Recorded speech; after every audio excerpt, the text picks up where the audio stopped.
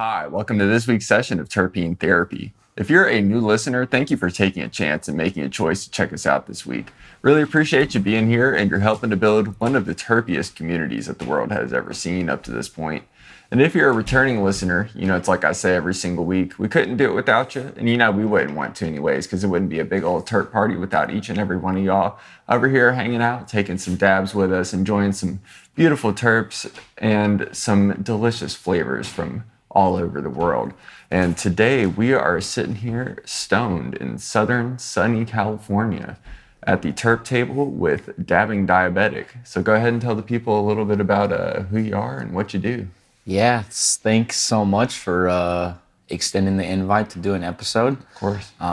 We're here in Los Angeles doing the Legends of Hashish is what we did this weekend. I guess I'm Hunter, Dabbing Diabetic 710 online. Mm-hmm. I've been growing for about 4 years now up in the Upper Peninsula of Michigan. I did my minors in indoor agriculture, kind of just focusing on hydroponics, basic hydroponics and how all that stuff works, and always with cannabis in mind and doing cannabis at home. So that has aided me in my process. And I also like to do a little bit of content online, making videos around the cannabis scene, the community that we have here, kind of in the black market space that doesn't get talked about all the time, as well as the glass scene that many of us love, but only we know about it, and only we know about it through certain avenues. There's only so many ways that this information gets out to the people. So I think doing things like you do, as well as what I'm trying to do with capturing videos, I think it's how we extend the life of this community. Yeah, well, it's definitely how we keep this whole thing moving forward. And I've definitely checked out some of your footage that you got up there on YouTube. And if y'all out there listening haven't checked it out, where can they go check that out real quick? Yeah, so we post everything up on YouTube, same as the Instagram and the Twitter. It's Dabbing Diabetic 710. Just trying to spread a little bit of good energy, show people what we like to have fun and do at these events, as well as sometimes just messing around and enjoying a good day, but always nonetheless smoking some good terps, no matter what the video may be, that's for sure. Listen, that's a beautiful thing, man. Well, let's go ahead and dive right into it. This weekend, we're going to be examining some terps that we have acquired from the Legends of Hashish III, and this was held in Los Angeles, California, 2023. Yeah, man, it's a wonderful opportunity. I just want to, first of all, in front of everybody, thank you for the opportunity for me being able to come out here. You know what I mean? Absolutely. I saw when it was first posted about, it was a ticket drop, and there was only X amount of tickets available, I think 300. Oh, yeah. So you were allowed to get 2, and they said, yeah, come on out. So I was like, I think you're the person that can benefit most from this opportunity, so why not? Let's do the thing. Legends of Hashish, to my knowledge, has been going on for like 20 years now. Oh, yeah. I think it's evolved and has been different throughout the years. I think this is year 3 in California, in the United States, if I'm not mistaken. Did a really excellent job with the event, I think. We're going to talk about the event plenty enough, but I mean, you can see by the amount of hash jars here on the table that we enjoyed ourselves, along with just the people that were there as well. Like the one thing that I said, like when we were walking out tonight, was like, there really is nothing better than these events. Just networking and the communication, the conversations that we have communicating at these events is a great thing. And you couldn't do it online. You can talk to people, you can see what's going on, but you can't really replicate what happens at these events. And it's so important to go out there and show your face. If you whether or not you have a brand or a project, or if you just want to be a part of something, it's important to get out there. It's so easy for us, since being locked down during COVID, to like be reclusive, you know what I mean? But the community has exploded in like the last 3 years. It seems like people doing new things, new brands. So who knows where the future is going to take us. I'm really excited, though, that's for sure. I mean, the feature immediately is going to take me directly inside of this hash jar. I can tell you that. I think I'm going to go ahead and get into one of my favorite flavors from. These are all entries from the Legends so of let's talk Hashish, about right? that, I Yeah. guess. They had an open dab bar for us kind of set up. Beautiful They would thing. drop it at certain times and you'd get in line and get your dabs. So I think there was about 70 something entries. I think about 60 of those being rosin, 4 dry sif, and 5 or 6 full melts. And if you were a maker, you got a judge's kit with these black jars like this that were just numbered, no name, no strain. And if you were a guest like we were, we got these white jars that had the brand and the strain information on them because we weren't judging. But it seemed that we got quite a few jars, that's for sure. Some maybe more than others.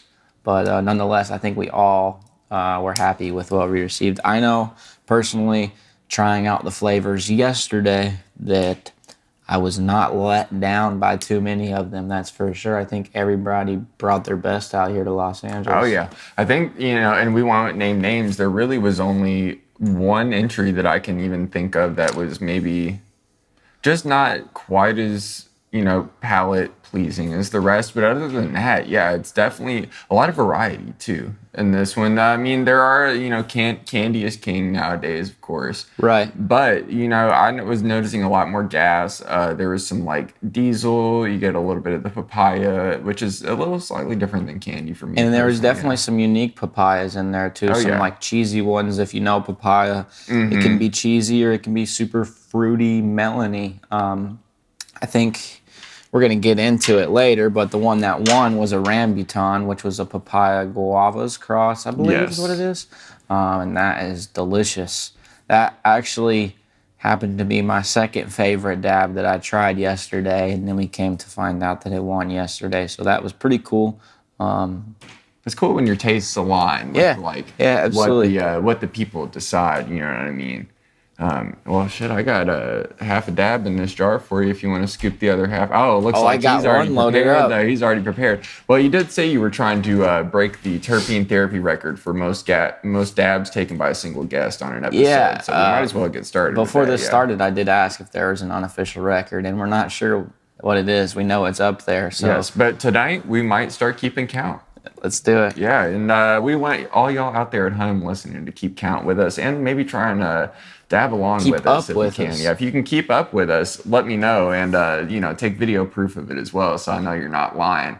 And I'll send you a little care package your way. It'll be a beautiful thing. I'm gonna go ahead and heat this up, and then because I am incredibly stoned from today's activities, I'm going to double check that I pressed the record button on the camera mid-episode. So y'all get to see some fun behind-the-scenes shit. You can go ahead and get that heated up real quick. And, First and foremost, shout out Coach Brucey. Yes, this is a Coach Brucey proved Cover maneuver. your ISO dunks, kids. If you don't cover your ISO dunks, Coach Brucey will appear and he will smite thee. That is true. Oh no, we done kick the display. Let's make sure we're recording over here. It's a beautiful thing. We're definitely we're good. doing it. And you all can tell that I am definitely nice and stoned because if you can't remember if you press the record button within 5 minutes of recording it, I'd definitely say the weed is doing its job. It's doing the trick. And I'm about to get into once you get your nail hot over here, I'm about to get into one of my favorite personal entries from the competition. It's a big shout out Whale Oil from Oregon, I believe. And this is the Papaya rosin. So you're going to have it's a cross between Trop cookies and papaya, right? I would assume. Yeah, that's the one. And this one for me, I'm going to go ahead and give you all a little bit of a live smell right now. I definitely get a lot more of the papaya on the initial nose, but the more you let the smell linger, you definitely get kind of that like, you know how citrus terps kind of stain the palate? Very rig staining. Mm-hmm. It's almost as though the rig staining properties of the citrusy part from the Trop cookies have transferred to the papaya and kind of like increased the smell a little bit. I am a big fan of papaya. I have a homie that runs that. I'm going to go in on the Swollen Heads hash Sugar Cane. Pink Zuger to Zawa. Zawa is one I've actually been smoking in Michigan a few months ago. So what's the genetics on the Zawa? that's one I'm not 100% sure of, but I do know that it is some kind of Skittles cross, I do believe, and it's actually the one I was smoking was definitely pretty sour. Are you a fan of oh yeah, hey, please go ahead. I was just gonna say shout out Foster and Joe DeGlass for making this beautiful pipe.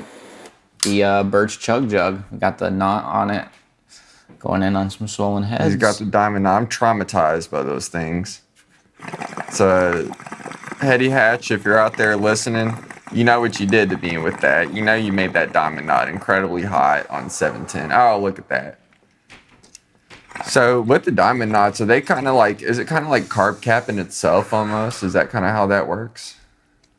I think there's so much surface area going on, and it already has a lot of restriction. You know, and you don't always have to go hot with these. There's so much surface area, you can go in a nice low temp and enjoy the dab in a very simple way. No, yeah. So how do you go about cleaning the diamond knot for those people out there that are not familiar with that? You gotta dunk it. Gotta dunk it? Yeah. You have to dunk it immediately, or else you'll be sitting there torching and watching it smoke like the good old days. Oh, listen, hey, that's a nostalgic smell now, isn't it? If any of y'all out there listening don't remember what it smells like to torch clean a titanium nail, you're not old enough to be listening to this podcast. So I'm gonna go ahead. We still appreciate you, but yeah, we appreciate you, but you know, give it a couple years and come back and hang out, come back and see us. I'm gonna go ahead and get the Wave Quartz Gyer heated up. I want to give a little shout out to Wave Quartz if you're listening to this. Man, I'm really enjoying this Gyer. It's a traveling it's like my preferred traveling alternative to Toro because, you know, I don't know about y'all out there, but I'm not made of money necessarily. And if I can have a good alternative that I feel is you know, not as expensive of a price point as like a Toro Slurper, but still hits maybe, you know, 95% as good, I think that's that's a pretty good thing. It's always something nice to have in the repertoire. Not every day do you want to worry about keeping your Toro clean, as you've seen me here today on this trip doing. But it's fine. Nails are meant to be smoked. Oh, yeah. Let's go ahead and get the dab right on. And, going on this whale oil tripaya.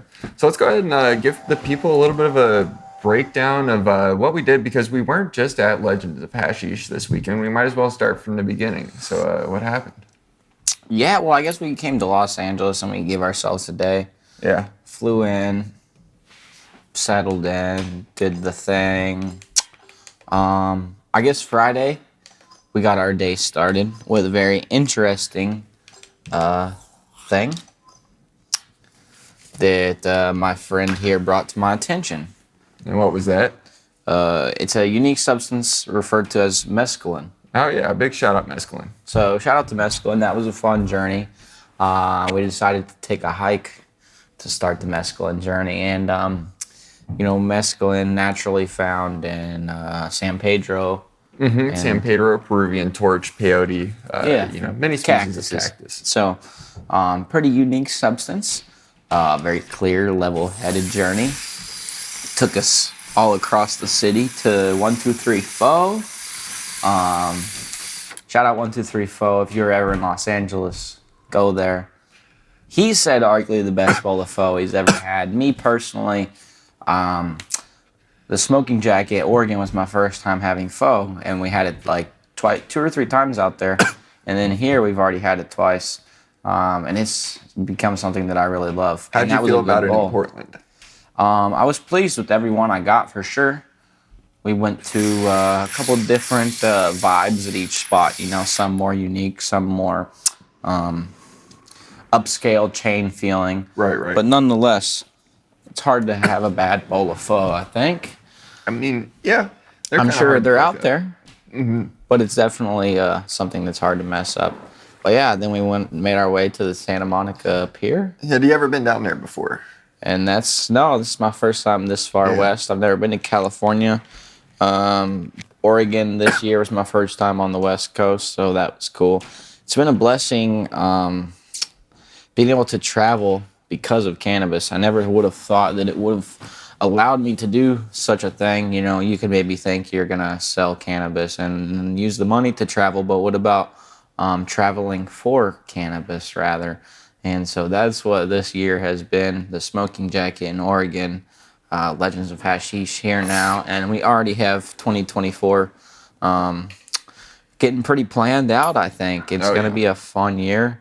I have a lot in store for myself. I think with the entertainment and the YouTube channel, but also just going to events in general and seeing our friends. It's going to be a beautiful year for everyone, I think. We're all finally getting outside again. I think something that's very funny I hear at all these events we've been going to is like you always hear someone say like, yep, I'm finally getting out of my cave. Mm-hmm. I've heard that quite a bit, and it's the events. Okay, let's just discuss like what it is for these cannabis events to take place in the first place. You know, it really is.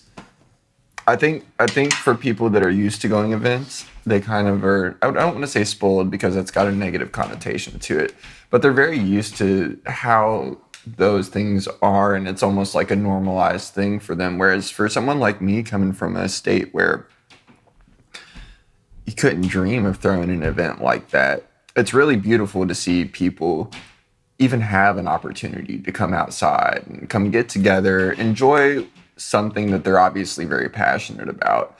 And not only that, spread new ideas and create new connections and new friendships. And you never know what can happen at those types of events. You know what I mean? Right. Yeah, absolutely. I'm also from the Louisville, Kentucky area, southern Indiana as well. So it's pretty just like a culture shock and like everything we would have dreamed of. Oh, yeah. Doing this as kids, you know. And funny enough, we kind of, you know, we had met before, but the Smoking Jacket, we really got to know each other, I think. Oh, yeah. You know, just almost by happenstance in a sense. You exactly, know? For it's sure. It's like, you know, we could have ended up sitting at any table during that fucking thing and just not ever ended up talking to each other or nothing like that. So it's really wild how the universe kind of works. The universe is crazy, and we're from the same place, and we didn't know each other. Yep. Shout out to Devin. Listen, you know, Backwood Buddy, if you out there listening, man, which I know you are, because I see you commenting every single Thursday. It's a beautiful day for a Terpene Therapy Thursday. Oh my goodness! We just had the light panel fall. This is live action, folks. Oh my God, that's the human element right there. We're keeping it moving over here on Terpene Therapy because you know that's just what we do. But yeah, big shout out Backwood Buddy, man. I think it's so interesting how you never know who you're running into and who you're talking to when you first meet someone, and the connections that they can end up making, because we're all the way out here in California, and that's about 1,800 miles from where we're from. And, you know, it's like you're saying, we didn't know each other, yet we're out here hanging out, exploring a very interesting city. You know, I wouldn't say good or bad, just interesting. And it's a very unique place. I've enjoyed my time here, that is for sure, aside from everything we've done, just being in the area. You know, it feels like this is like we talked about, something you see in movies or you know, pop culture or whatever, music, video games, etc. But when you're really here, it's a cool thing to see. You know, there's a lot going on, and it's like the epicenter. I'll let you go in onto your little metaphor. Oh, okay. So yes, I was you know, espousing some wisdom on one of the Uber drivers that we terrorized during our mescaline We've taken trip. many Uber trips. Yes, well, you know, the rental car thing out here. Rental cars are iffy. Stick to Enterprise. That's all I'm going to tell you guys. If it ain't a brand name, don't go for it. Yeah. But we've been Ubering around, and we got an Uber from the Fuzz spot that he was talking about, 123 Fuzz down to Santa Monica Pier. And the Uber driver, he was a very interesting individual, you know what I mean? And, you know, we've got half a head full of mescaline, so we're having a strange conversation with the man. And I think one of the little pieces of wisdom that I said to him was that LA is simply a magnifying glass on the human condition. So it's like you really can see everything that humanity has to offer within the scope of LA, you know. And so I'm sure that it doesn't sound as profound now as it did then. But I definitely think that, the Uber driver seemed to like it. He was like, man, that seemed to be well said. He then asked us, well, what are your guys' ideas? Yeah, You he seemed to guys think really that we sound had a like lot you of have some ideas for some reason. Well, and I think yeah. we did at that point. And we do always have a lot of ideas, I think. Oh, yeah. We're two pretty like-minded individuals. Oh, for sure, It seems like, but especially on that journey, did we have a lot of ideas.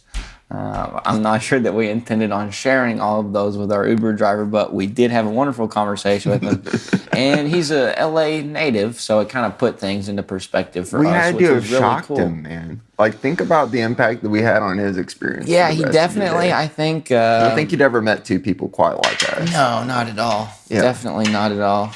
And it's not common to come across people tripping on mescaline, let alone two people from Kentucky in a town where you don't normally see people from Kentucky. We were definitely in a little bit of fear and loathing moments at times. Oh, I mean, yeah, from, walking along the beach, looking at the Santa Monica Pier, analyzing the, ethics and morals of LA. It's definitely the devil's playground. I did from that to getting lost in a bathroom to, having extended conversation with the employees of the Apple Store, which there's the biggest fucking Apple Store I've ever been in Santa Monica. Santa Monica, like around the Santa Monica. That mall Pier. was crazy too. So we walk into a mall and I'm like, yo, I think we should get some cheesecake. And he's like, all right, yeah, let's get some cheesecake. But then we just kept walking because we're having fun. And then next thing you know, you didn't even blink and you were out of the mall and you didn't know it. But then you're in a shopping center and the outside and it was all lit the same and it seemed like it went for many blocks. Lighting was so fucking cool. Oh, let's tell the people about, what was it? Romanian Day. Romanian Day was that was an interesting experience. So we're walking along, I believe 3rd Street in Santa Monica, and we come across this, I guess, Romanian restaurant. And all of a sudden, this lady appears and she starts singing like some, I guess, Romanian folk song or maybe the anthem of Romania. But it seemed that everybody in the restaurant just instantly knew and started singing along. And it was a little bit of an odd moment, but it was a beautiful moment too, because it's all these people in Los Angeles, California, connecting about their home country, and seeing the joy on those people's faces was great. And there was a guy who was selling like his wares. Yeah, the guy was grilling and like selling Romanian goods and stuff. Mm-hmm. And he was like serving up sliced sausage just for free. And it seemed like the smile on his face was like, and he was the one who told us it's Romanian National Day, and picked up his drink and kind of like salute. It's like it was like welcoming, it was very cool. It was such an experience out here in Los Angeles.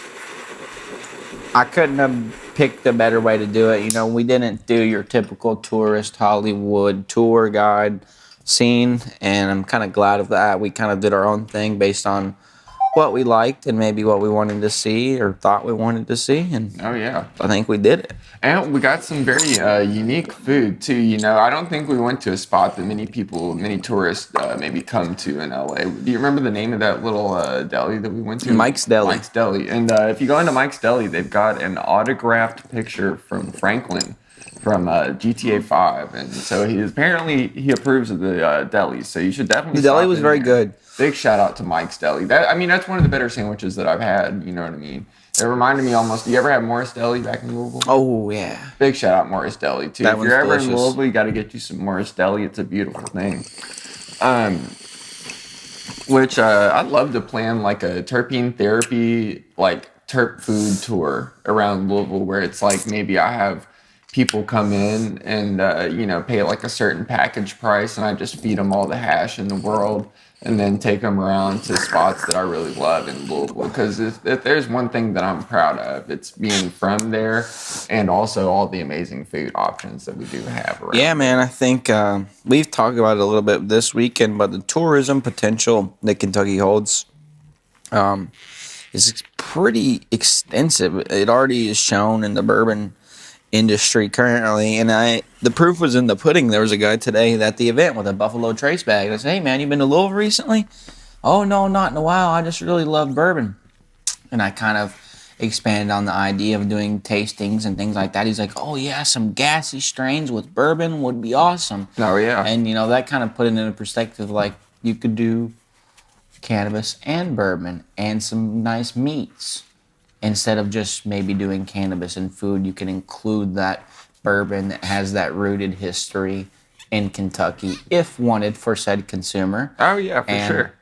Have a very enjoyable experience. So we've talked about it this weekend, but the future is bright for Kentucky cannabis. Yeah, well, I think also the future for maybe the small craft farmer lies in creating a good experience for the consumer. Why not have that extra level of connection with your consumer? Because, anybody can sell a jar of flour or a jar of hash, and that's not a bad thing. But if you can create that extra level, as a consumer of hash yourself, if you got to go to the place where your jars were created and watch the jars be made and then try like a cured, ready to go jar as part of a tasting on the property where everything's going on, wouldn't you love that opportunity? Yeah, that's something I've thought about. The initial idea actually came to me when I was in Jamaica for the first time. I was talking to some friends that I had made down there who are locals, and I would love to own property down there one day. Mm-hmm. I've thought about it much and looked into it a lot, and I have some friends down there. And so the idea kind of spun around my head of building a cannabis tourism down there. And that potential is pretty cool. They have a pretty unique licensing and everything going on down there. It's not too hard for an outsider to get into, actually, believe it or not. Do you know much about it? It involves becoming a citizen. Okay. So in terms of cannabis licensing, but the cost is pretty inexpensive comparative to U.S. cannabis licenses, and it seems pretty easy to get into. Everyone I talk to down there, if you have your ducks in a row, it's pretty simple. There's a guy that I met that owns a large chunk of a neighborhood and does Airbnb and all of that kind of stuff, Mm-hmm. and he also owns the dispensary there in St. James outside of Montego Bay, and he was telling me how he got into it, and it was pretty simple, just having your ducks in a row, willing to work with the government and pay their fees. Oh yeah. And I think it did come with some headaches, like governments in those countries, like you might think. But if you're willing to go through it, it's doable. But with that, I then have since thought about why not Kentucky. Mm-hmm. We know it's going legal in the next couple of years. We'll see what they do with their licensing. If they allow consumption like that, for instance, in Michigan, it's been medical since 2012, recreational since 2016 or 18, I believe. Right. And they just legalized consumption lounges this past year. So it takes time for things like that involve a little bit more thoughts, you know what I mean, in terms of people consuming and then going home and driving and all of those kind of precautions, just as well as the liability of the building itself that you're going to be all lighting up fire in, right? So there's a lot that goes into it, but I think the future of tourism and cannabis is what will start to set things apart and provide longevity for businesses. Listen, I'd love to see that, come to fruition. I think not only does it help to maybe increase access to smaller farms, but also maybe increase the education that can be provided with the industry, because when you have those experiences, it gives you an opportunity to connect with the people that are consuming your flower or your hash, whatever it may be, and really give them an idea of maybe what goes on behind the jar. Because I think a lot of people, the average consumer, might just see the jar on the shelf and they know, okay, is this fire? Does it taste good? Yes or no? And that's perfectly okay. And I think that is the perspective of the average consumer, and that's maybe what it should be. But there's no reason why they can't also maybe have a little bit more knowledge of what it takes to get that jar onto the shelf and what actually makes good hash. And I feel like having those connecting points with the manufacturers could be a a good thing for people. Absolutely, I fully agree. So another thing that I do in this crazy life is do legal sales currently for a recreational company in Michigan. Yeah. And so kind of to spin off of what you were saying, that's a big part of what I have to do is educating the buyers of these dispensaries on products and why a product might cost more than the competitors, or why it should cost more than the competitors, Right. or what it takes to make that cost, right?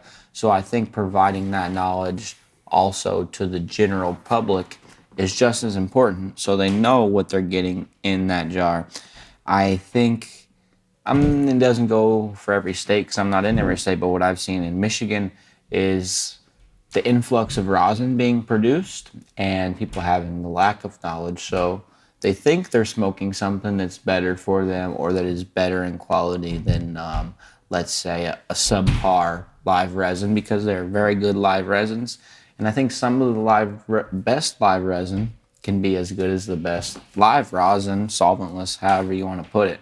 So that's a whole nother conversation that we can have. Yeah, for sure. But to finish up that point, there's a lack of education and people are okay with smoking the more inexpensive rosin, and not that inexpensive is a judgment of anything, but that tends to obviously where subpar quality stuff lies is the more inexpensive. So I think education is important. Rosin, flour, your edibles, what you're putting, anything you're putting into your body is important to know where it comes from and how it's produced. And I think providing an experience on top of education sets it apart, because people don't want to go to school. No, they want to have fun. They worked all day. They worked all week. They want to have fun. So take them somewhere where they can have fun and be safe and learn as well. Oh, yeah. And I think having fun allows that little tidbits of knowledge to kind of maybe stick in the brain a little bit more. It's less effort for the person to actually learn, if we're really thinking about it. They're not being taught to. They're actually learning something. That's right. Yeah. Man, I tell you what, I'm going to go ahead and heat up the nail again. I'm ready for dab 3. What flavor are you thinking about going in on this one? Well, while we were chatting, I smoked a second dab. That was Wi-Fi number 5 from Puffin Solventless. I think they're out here in California. Oh, I need to check that out. I think I've got that over there in my little shaving so that kit. one was pretty Wi-Fi, kind of a gassier one. Yeah. One thing I wanted to mention while we're doing this is we have to travel home, and there's a lot of jars. So what I have come to do with these events is most of the times when you get your samples, you get a decent bit. Now, if you want to smoke a fat dab, you can smoke a fat dab, clearly. Of course. But there's 2 dabs in there. So what I like to do is take one dab, and if it's really good, really, really good, I'll save it and take that dab by itself. But if it's not one of those top tiers, I like to make a combination. You know what Drake said, combination. So, I like to, you guys maybe it'll not, we'll hit it with the dab camera, but it's looking so unique. There's a lot of different flavors going on, and when you make these little mix-up jars, the flavors can get pretty complex. Oh, yeah, for sure. So I'm going to continue adding to that. Thank you, my friend. The Wi-Fi was a nice, fresh press. So that was also unique to see. I saw, this might have been the second fresh press that I saw out of all of the entries that I received. Now keep in mind, guys, we didn't receive all of the entries as well. Yeah, which I think is interesting. How do you feel about not having access to every single one of the entries as a person who's consuming the products? Right, so I think we ultimately weren't the judges and we had a good access to terps. Oh, yeah, I would agree with you there. We definitely didn't get to try every name that was on the list. At least I know I didn't. Oh, I didn't either. I know some people out there not, pointing fingers, did treat the process like a revolving door. Hey, man, I can't say that I blame him. I wouldn't either, though. We slept on it. Yep, we did. Well, And I was trying to, move and network. shake, make it happen, you know what I That's mean? right. So it was a beautiful thing, though. So I like to make these combination jars, and they end up tasting beautiful. And if anything, they're great for hash holes, because you're smoking a hash hole, putting the rosin in your flour. It's gonna taste good, but it's not gonna taste like You're not going to get the dabbing it. full experience. Exactly. Of it, right? So if it's a mix up of some stuff that's good and not as good, and because nothing in here truly is bad, like we said, out of everything we tried, there was only one that really struck me the wrong way. Right, right. And not even in a bad way, just, wasn't it? It just might not be your preferred flavor. And that could always be it too.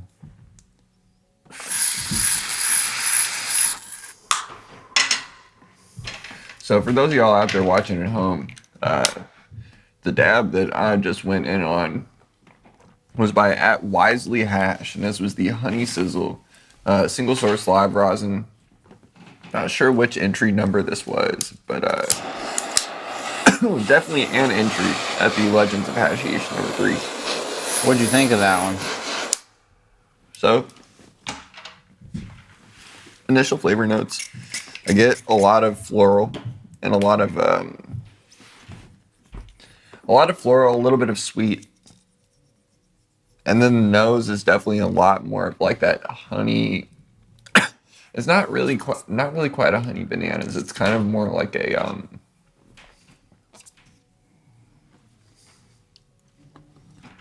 almost like a little bit of a guava honey.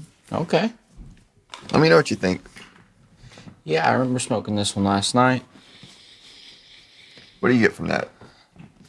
It's definitely like a ripe fruit honey for sure. Definitely very interesting. I will say though, maybe not the hardest hitting one out of the bunch. It's not seeming to wash over my body as strongly as some of the other dabs do. But that might be better for daytime use, or keeping my head on straight for this episode for y'all, so we don't just fall apart at the seams over here. Man, I gotta say real quick, I'm really loving this little. I'm not sure how well it shows up on camera, but this little dab mat right here. Do you know what company makes these? I do not know who made that one, unfortunately. I have no idea either. It's really nice though. It's like some type of mandala pattern. It's got a nice little neoprene, like silicone type mat underneath it to help it grip the table, and it's a nice little cloth material on top. I like the colors a lot though. I'm definitely a fan of mandala patterns. It's a big shout out to math. So this next one is Pido SBNV hash X Hambone. So I think Hambone's the grower. Okay. Hambone Gardens. And then I don't know SBNV, but Not familiar with that one either. Sounds like maybe from Nevada. Possibly. Shout out to Secret Society Hash Co. from Nevada. They took home the win for the full melt, right? I believe so. Yeah. Was it? See, I'm so stoned right now that I'd have to go back and watch the live to fucking double check. I do remember watching. Oh yeah, there you go. Good. Oh, I see. Dab right real quick. We're just gonna send it. Yeah, you can always go in with a reheat. Oh, he's looking good. He's looking good. Might not eat the whole dab, but I think he might be all right with that one. Probably straight flavor with that temperature. Smells delicious. It's pretty good. Pido. Mind if I check out the jar? Oh yeah. Yeah, I appreciate that. So this has got more of a lighter consistency. A little bit, I wouldn't say dry, but maybe a little bit, like you said, more doughy.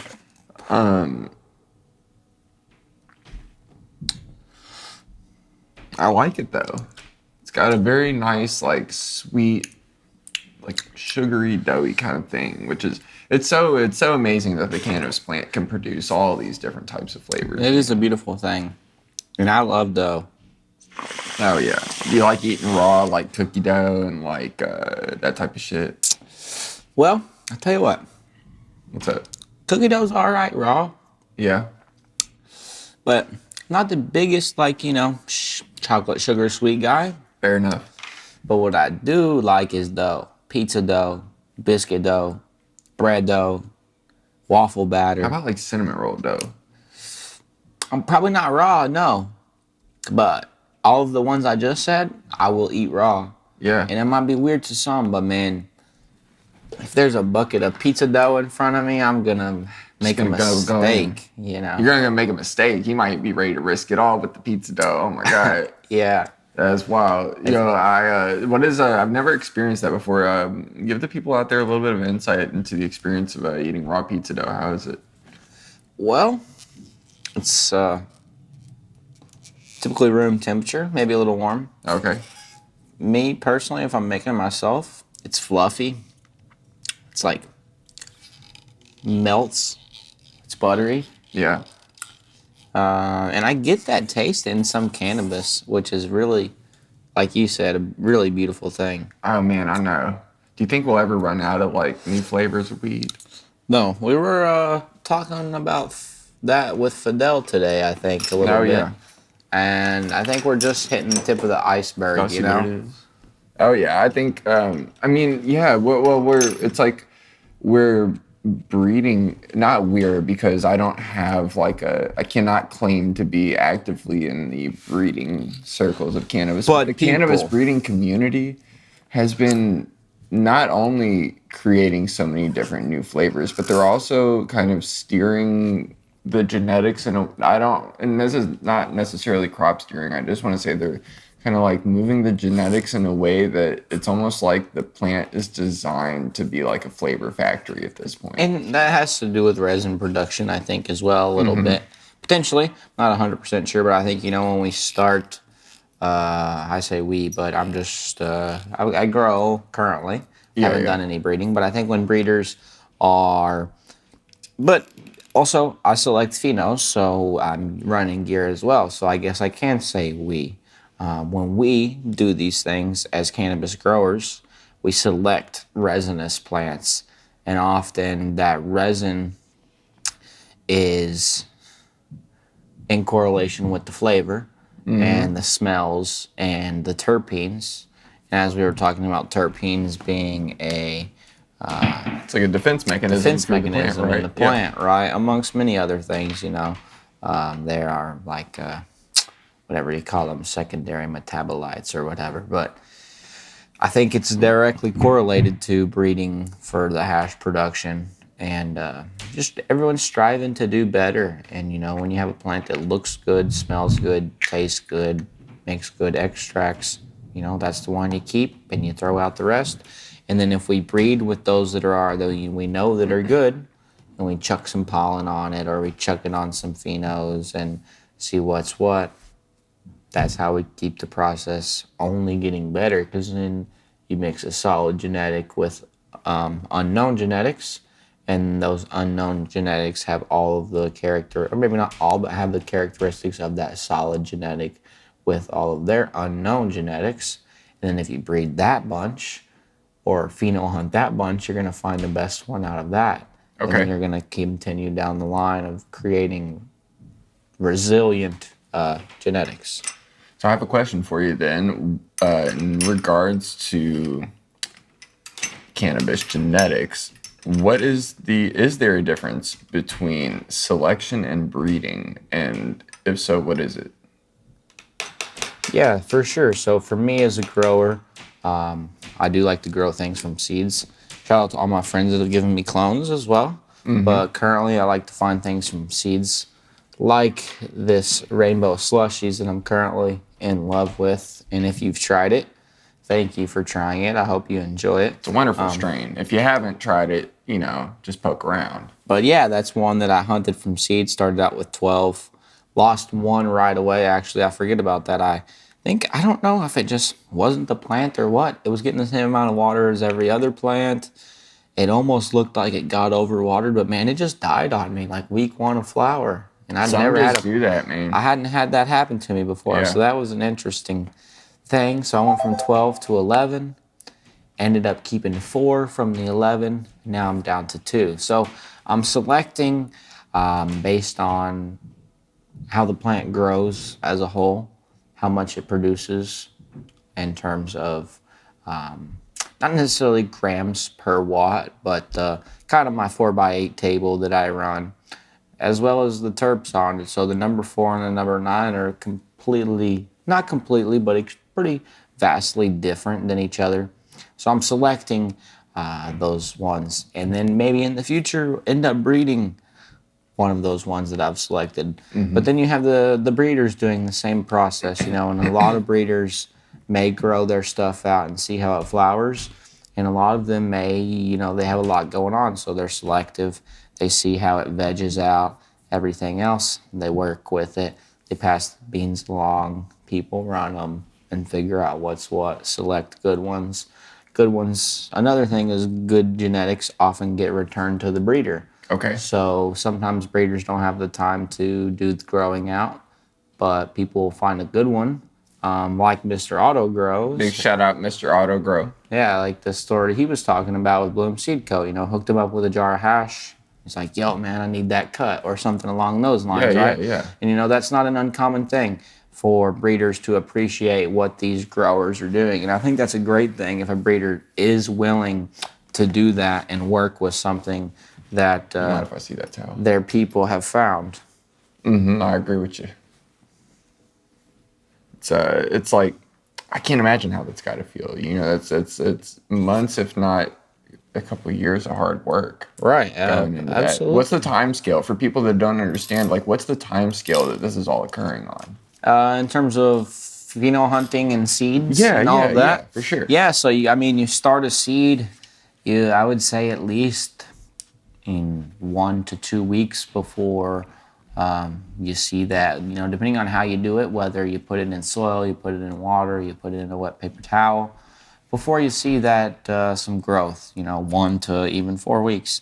And then from that point, it's a slow process. Seeds are a slower growing thing, but they're really fun to grow.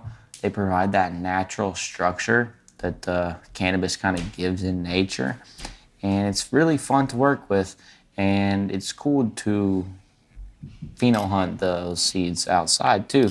So when you can really see what those genetics are and how resilient they can be. And then you have to run that gear out. Most people will grow their plants in a vegetative state until they're big enough to take cuts off of. So you can run multiple cuts of each pheno. That way there's enough worth washing. So in my instance, I didn't do that. And I only saved each single plant.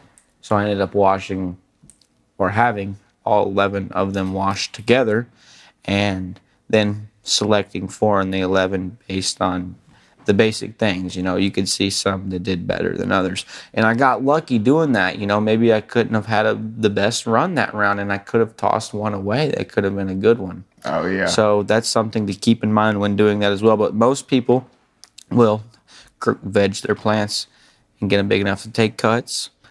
And then you have to root those another week or 2, maybe more.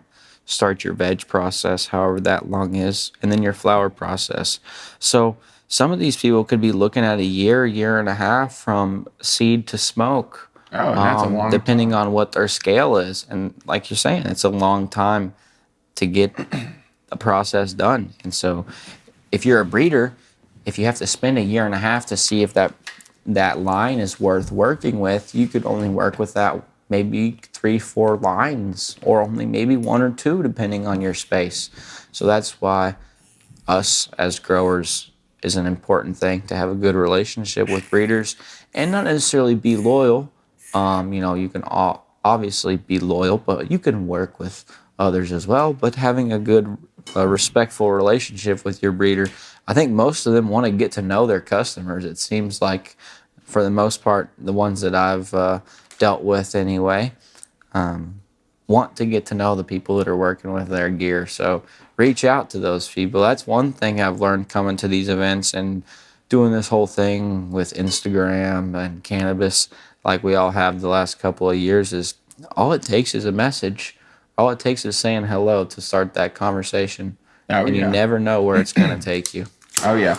And that's a beautiful thing, man. Nothing on this planet's happened without a conversation happening first, I don't think. You know what I mean? Like, people always got to get together and, like, figure out a way to, communicate those ideas and shit. Which is, I think that's one of the, going back to the events that we went to this weekend, I think that's one of the really good things about those events is the amount of different ideas that can be shared and spread, and maybe like new concepts that can be created, going forward. Did you have any like moments from the Legends of Hashish that were, let's say, inspiring that maybe you hadn't thought about or you could take going forward to better your craft? I always leave inspired coming from these events. I did bring a couple jars out here with me of my stuff, just to give people some dabs and let them get to experience it. Oh, yeah. I don't know if I said at the beginning of this or not, but I'm only 22, so I've been doing this, like I said, about 4-ish years officially. Obviously, yeah, of course. Some years before that, did quite a bit of things, but we don't have to talk about those. Oh, it's neither here nor there. But yeah, so seeing the look on people's faces, smelling this rainbow slushies has been really cool. It's common, like, they do this number. They crack that jar. And they look up at you. Wow. And I feel really inspired by that alone. When people smell something and they say, wow, that's good, it feels good to me. And, because I don't know how good it is. Yeah, you might just be in your own little bubble of thinking it's good, and I think that it's important to get that feedback, That is correct. So that was a beautiful thing, and also getting to meet people that you connect with on the internet as well. Yeah, like putting the face to the Instagram. The homie here, I'm going to smoke a dab towards the end of the episode. Oh, what do we got going on there? Bernie Terps. He's out here in Maine. Shout out to Bernie Terps. Me and him have been chatting a little bit online over the last few months, and we're finally able to be in the same place at the same time, and that's a really wonderful thing. Oh, yeah. We got to swap a couple jars and just shoot the shit for a little bit, and it was a great convo. Great dude. Shout out to Bernie Terps. If you're out there in Maine, check him out. If you're not, give him a follow, nonetheless. But yeah, just meeting all these people. I don't know. So many people did we meet. I can't even think. Millerville Farms up in Oregon. They were an awesome couple. They were just so grateful to get to experience the rainbow slushies. In fact, they said, man, you have any extra jars of that? So it was a really cool thing. It's always a good day, isn't it? Yeah. Yeah. It's so inspiring that people want to be involved in something that I'm producing. And I wouldn't be able to do it without the people that I'm working with. So shout out to Terp Style and everything going on over there, processing the material and making some beautiful hash out of the flowers that I am able to grow. So what got you started developing a relationship with cannabis in the first place? Let's go ahead and talk about that. Let's get to know you a little bit, Yeah, so Dabbing Diabetic is the name. Yeah. Growing up, I was diagnosed with diabetes at 14, I think it was. And so I found myself as a typical teenager, having a good time on the weekends. I found alcohol not to be the best thing for me. Oh, yeah. So with that being said, cannabis came into my life as a recreational thing at first. I think as it starts as most if you're a kid, Oh, 100%. But I also found medicinal side effects right away. I experienced a lot of nausea, stomach issues from my diabetes, as well as digestion, things like that. And so I experienced help with all of those issues when smoking cannabis at a young age. I knew it was something that I appreciated. Initially, before graduation, I wanted to go to school and be a meteorologist. That was kind of my mindset. I love the weather. I love that kind of stuff. But then I quickly saw this program up at Northern Michigan, and I wanted to get involved up there. I thought, I don't know, something just clicked. I told my dad about it, and funny enough, shout out Pops, he was like, have you ever even smoked weed? Do you know what it does to you? And I was like, I got to tell my dad everything now, you know? So basically broke it down to him. Yeah, man, I love cannabis. It was like, this is what I do. And we came up to Northern Michigan, did a little tour, and that was that. Excuse the tear ducts. They like to operate when I talk about things that are passionate to me. Oh, listen, that's a beautiful thing. I'm not sad. Hey, that's the therapy part but of terpene. If you get to know me, you will know me as a teary-eyed person. And if I tear up, it's something I'm very passionate about. That's a beautiful thing, you know. I got into that, came up to Northern Michigan, started school. You can't grow weed in the dorms. Oh, no. So, you can try, but they'll get mad. Yeah, but I did smoke a lot of weed in the dorms, and I never got in trouble, thankfully. My whole life, even, let's throw it back, I did tell my dad that I wanted to go to college for growing weed. My parents never once caught me consuming cannabis. So I was pretty slick always. Never once in my life. Really? Yeah. Interesting. And I smoked a lot, and we're not going to say... I hooked a lot of people up too, you know. So listen. From a very young age, I've been a motivated individual. Yeah, of course. To say the least. Of course. My pops always told me, when you're 18, you're on your own. So I figured, well, you better have a little foundation when you turn 18. Oh my God, you can't ride the wave if the surfboard ain't built. That's right. That's right. Yep. So, needless to say, got into growing right away. Shout out to the homie Fueled by Full Melt out there. Love you, brother. He's the one that got me into everything pretty much. Met him, got me into glass, hooked me up with my first Foster piece. Not this one that's at home. No, this was 2018. So, 2019, maybe 2018. Anyways, doesn't matter. He has gotten me into it. He's always been that guy for me. He's a big legend to me, anyways. Out here in Michigan doing the damn thing. So just kind of got into, saw that cannabis was on Instagram, and I thought, well, this is pretty unique. Being from Indiana, I didn't see that too much. I did see glass artists and things. It's cool to see the Darby Stratosphere rig today. Bro, because that's one of the first artists I've ever followed, actually, in terms of glass art. Stratosphere or Darby? Stratosphere. Okay, and Darby shortly after, but Stratosphere, to my knowledge, is the first borosilicate art that I ever saw. And if you guys don't know, he does like a DNA helix kind of function that spins inside of the rig. So, which is so fucking nuts. Mind-boggling. Yeah, y'all got to go check it out on Instagram. Stratosphere Glass, right? Yeah, Stratosphere. That's him. He's up in Canada, I think so.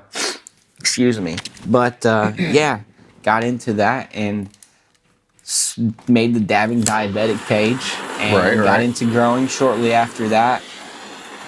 Immediately was immersed into hash and rosin, solventless. This was 2018, 2019. And Michigan had a pretty good scene going on. There wasn't a lot of people doing it, but there was probably 5-10 good heads at least, maybe more. And they were all doing their thing. So it really, really inspired me. Started growing, got the opportunity to have some hash produced. And I did that. And shout out to the homies Fueled by Full Melt and Terp Style as well for taking me in and being willing to work and do the thing. So we're producing some beautiful hash right now, and it's really fun to be a part of. And I'm growing and up north in the Upper Peninsula and all indoors currently. It's a pretty, rigid climate, to say the least. It gets cold I can't quick. imagine the growing season up there is very long now. Yeah, it's definitely not. There's some guys killing it outdoors. Shout out Swamp Hash, Paisley Acres. That's a person cats. I've been meaning to get in contact with. Maybe the terpene therapy, overseer out there will shine some light. Yeah, those guys, amongst many others, obviously, but those two really kill it outdoors. So it can be done up there in northern Michigan. There's many of people that are doing it, but the indoor is really where it goes on because you got to grow all year round to be sustainable. You know, I mean, we smoke terps every day. It's not a seasonal thing out here. Yeah, it's not. We don't seasonally smoke terps. No. We smoke terps all day long. So that's where we're at with it. Yeah, so that's what I'm doing is just growing and making a hash with the homies and trying to travel around. And, you know, it's funny. I don't know where I learned the term or like who I heard it from first, but I remember being 15, 16, not even having a driver's license. And I always thought, your network is your net worth. Okay, break that down. Someone told me that. And, you know, the network of people that you have is more than a monetary value. It means more than a monetary value. Your network is your net worth. And what that means is what your net worth, like your monetary value, is only as much as who you have in your corner and who's in your support system. You know, I've met some pretty prominent, I guess I'll say, people, successful people maybe is a better term, and they all tell me, man, it's all about who you know. If you know the right people, you can do anything in this world. And I definitely have experienced that in cannabis here as well. Coming out to these events, you have to show your face. Nobody knows who you are behind that screen name. Nobody would know. Because my profile picture isn't me. No. You know, nobody would know who Dabbing Diabetic was if I didn't ever come out to anything. So that's why I got to come out here and show the people who I am. Yeah. You know, same goes for everybody. Like I said before, it doesn't matter if you have a business or a project. If you want to be a part of something, you just got to get out there and get out of that shell and do the thing. Excuse me one quick moment. I'm going to go blow my nose. You are good. Let's see. Yeah, that'll be a good option for that. You know, we were just hanging out over here at the Terp Table with Dabbing Diabetic, getting some live ASMR right now. It's a beautiful thing. We're human beings on planet Earth in stony Southern California, hanging out at the Legends of Hashish. If y'all are still sticking around listening, really appreciate your all's continued support. I think I'm gonna go in. I just went in on which jar was it? This one I've been really enjoying. This is from the Sly_Fox. So I guess Sly Fox. Pineapple Under the Z. That one was good. Did you get an opportunity to try that? That one was good. It straight up smells like some pineapple. Oh yeah. And I've been getting more into the pineapple terps recently. It's not something that I've normally gone for, just in general. You know, and it's often not something that you come across. No, it's all of the time as well. You know, that Dole Whip stuff is pretty good stuff. Oh, that's what I was going to bring up. Big shout out Melted on Maui. That if you're not smoking Melted on Maui, then you're not smoking on Hawaiian Islands. Well, I'm just playing. Actually, shout out to everybody that's out there making hash in the Hawaiian Islands. But it's a wonderful thing. That Dole Whip, though, going crazy. If you're not smoking on Melted on Maui, we might be able to help you out. Got some pineapple in the works? I don't know. Oh, you don't know? But I know a guy that knows a guy. Oh, hey, listen, don't we all? That's a beautiful thing.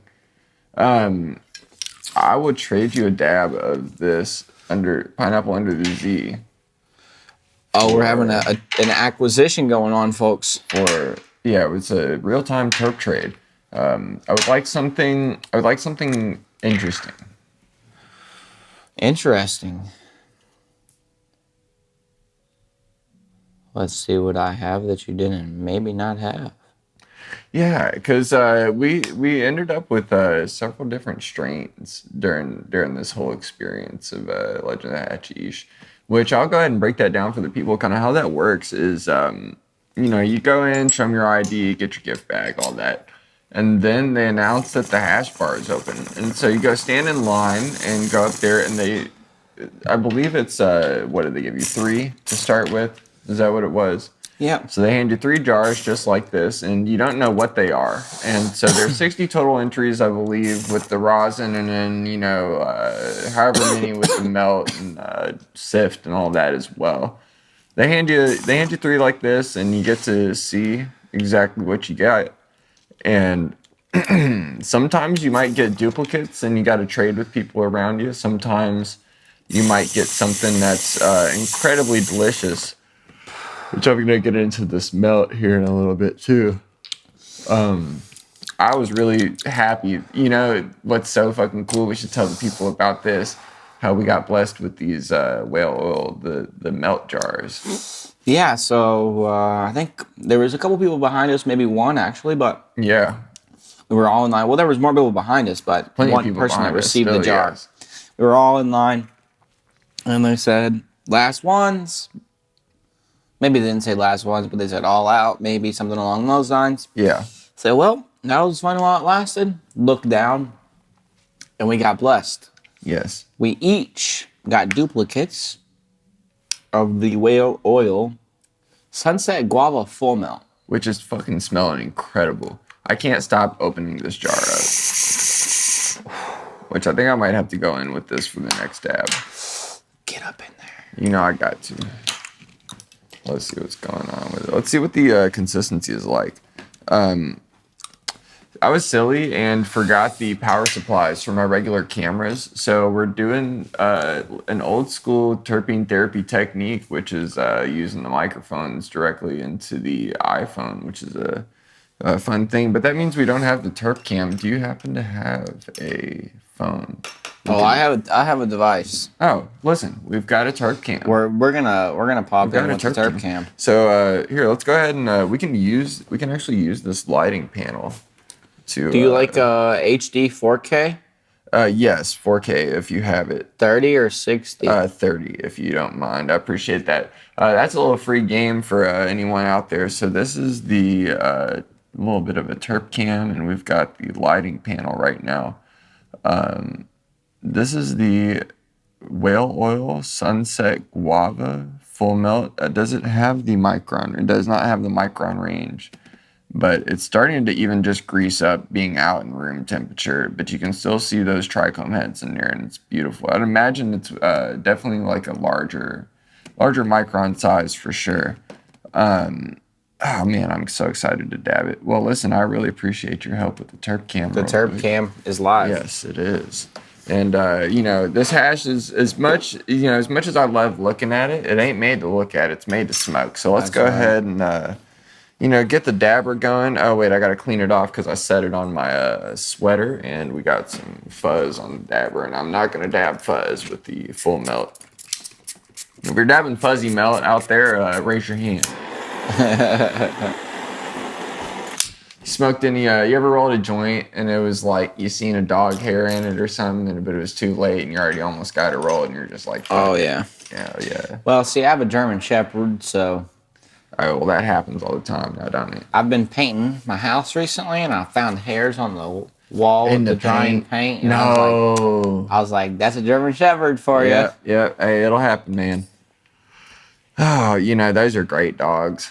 I fucking love German Shepherds. They have a real sweet personality if they're like, not abused or anything like that.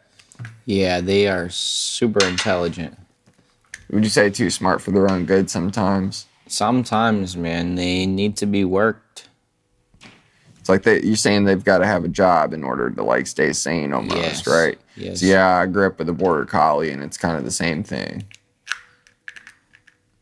Oh man, I wish we had some like paper over here to flag the melt with.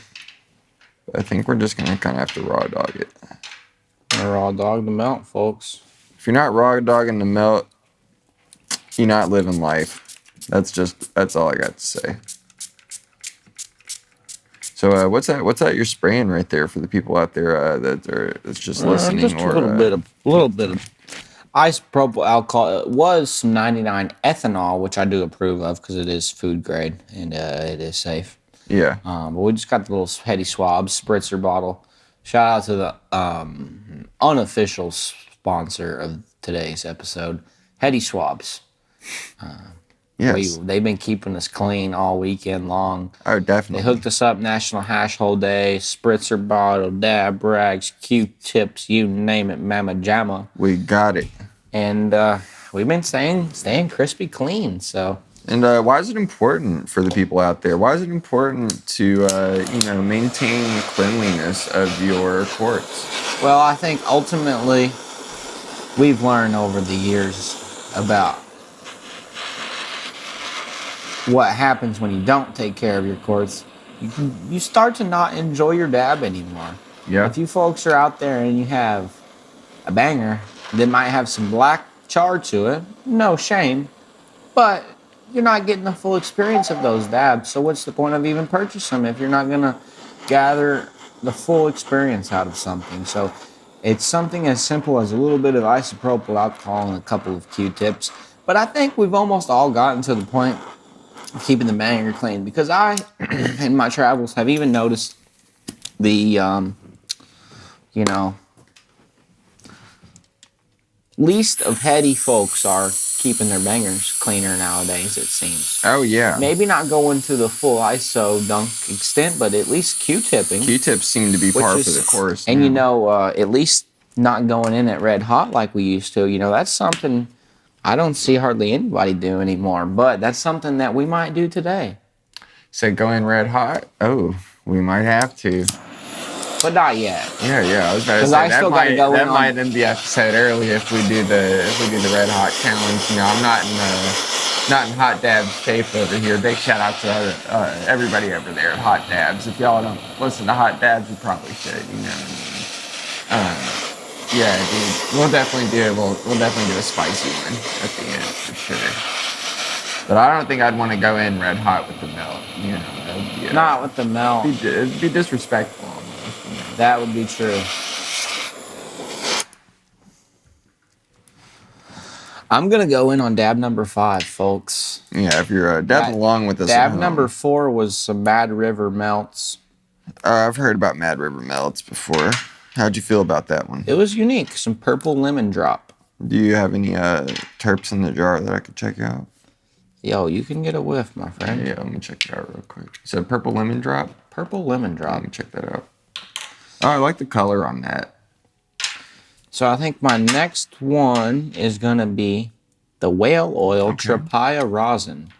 I think my friend over here went in on it to start the episode off, if I remember correctly.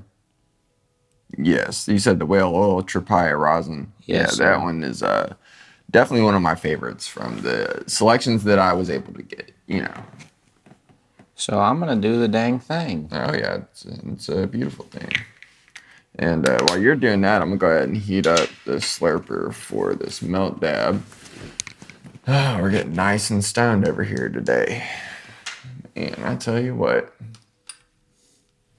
Man, I'm excited to travel home tomorrow. I'm feeling refreshed, reset, inspired. The sea moss hit us nice this weekend. Yeah. Let's talk tell about the people about that real quick. So, sea moss out there, if you don't know, has like 190 plus of essential vitamins and minerals for your body and shit. Oh, the terps are whistling over there. Shout out Zach Brown. If it ain't whistling, it ain't gonna be. I don't even have a word that rhymes with that. Damn, I was gonna come up with a fun, clever saying for that shit. My southern roots have failed me. That's that Tripaya, right? That shit's good, man. Oh, yeah. I wish I could fly home with all these jars, but I can't. No, you can't. It's illegal and bad. But you could hit the producer up or hit the producer's guy up and get the hash and smoke the hash and say, man, that was good hash. That is true. Don't tell me this town ain't got no terps. You just got to poke around, right? Shout out to whale oil. Tripaya's hitting. Oh, yeah. Like I was saying, man, definitely one of my favorites. Go ahead and get this clean. Yeah, I really think that these little fucking towels or whatever, like the little microfiber cloths, have become like an indispensable part of my dabbing repertoire. Almost every dab. Not almost. I think every dab. Pretty much every dab, yeah. There's that for you. a Q-tip.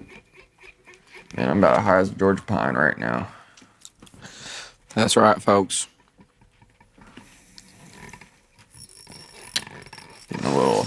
Let's give them a little cleaning ASMR for the people. Oh, they're gonna love that. It's the ASMR hour over here on Terpene Therapy. But yeah. Hope you guys enjoyed that. What did you think about the? What did you think about that movie premiere? Water Boys. Yes. You know, that was interesting. If you guys are familiar with the Water Boys, I really wasn't too much. You know, I'd seen it a little bit. It's kind of like a cartoon dabber kind of thing. Yeah. You know, I think they're kind of making fun at like the people that make fun of dabbing. Yeah. It's kind of like Excuse me, it's folks. almost like a caricature of the culture in a sense. You know. Yeah, for sure. It's like the characters in the cartoons are, yeah, man, Terp Slurper. You know, and I think like if someone from the outside was looking in, that's what maybe the fun that they would poke or something like that, you know? Yeah, oh, look at 100%. these guys and they're slurpers. Hot dabs, you know, something like that. But it was cool, you know? I think it takes some time. It looked like the editing was done really well. You know, I don't know who's doing all of that imagery, but it wasn't cheap. No, definitely very solid animation, and I think you know, it's funny.